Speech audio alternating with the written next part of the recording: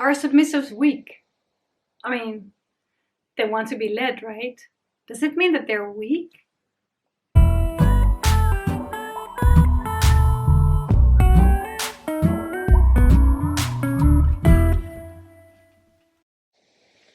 I love this question.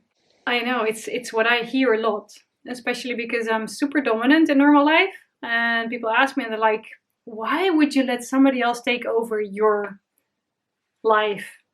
Even if it's just your sex life. Is it true that submissives are just looking for a firm hand to lead them and to guide them?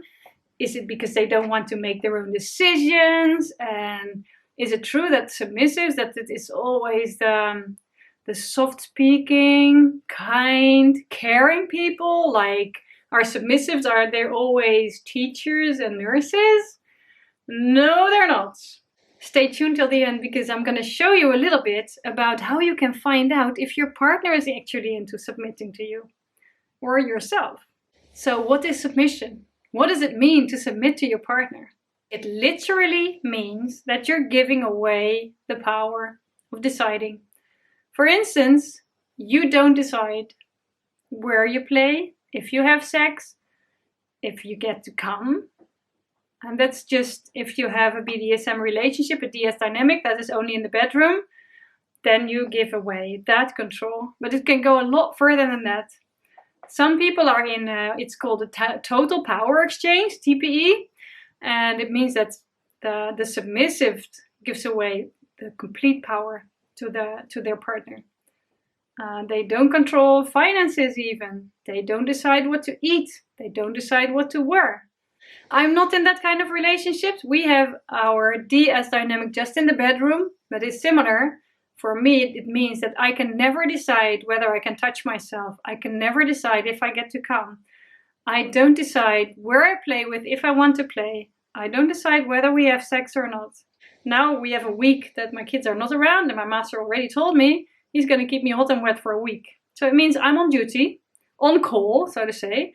So my phone needs to be on all the time and he can send me a message and tell me to get naked, do an assignment. I love that. And it has nothing to do with weakness. Why would it be weak? I think it's a very powerful decision to give away that power to somebody else.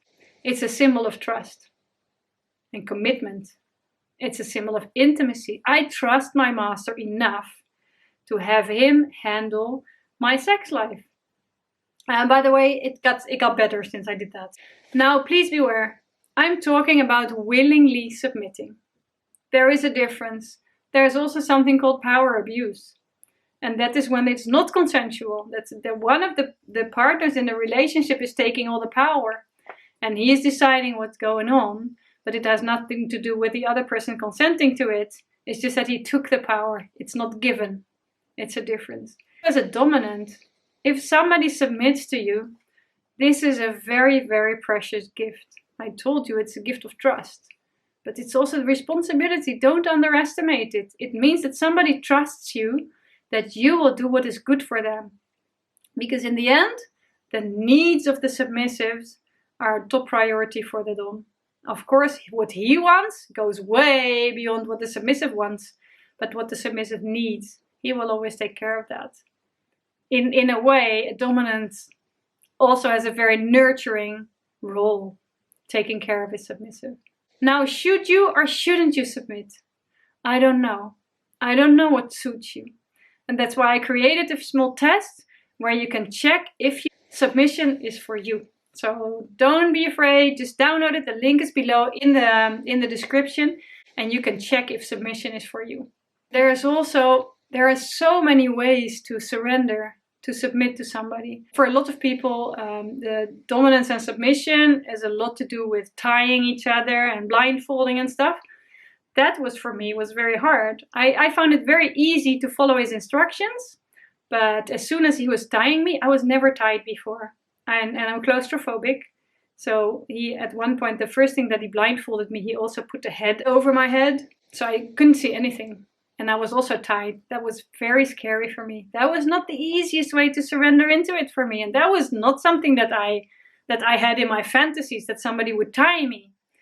But for me, what I fantasized about is that someone would drag me through the room by my hair, which is also pretty submissive, and it also fits very well with my masochist side. That's something that you need to figure out. And it really helps if you and your partner take the time to dive into each other's fantasies. See what people fantasize about is a great way to find out whether they're submissive or dominant.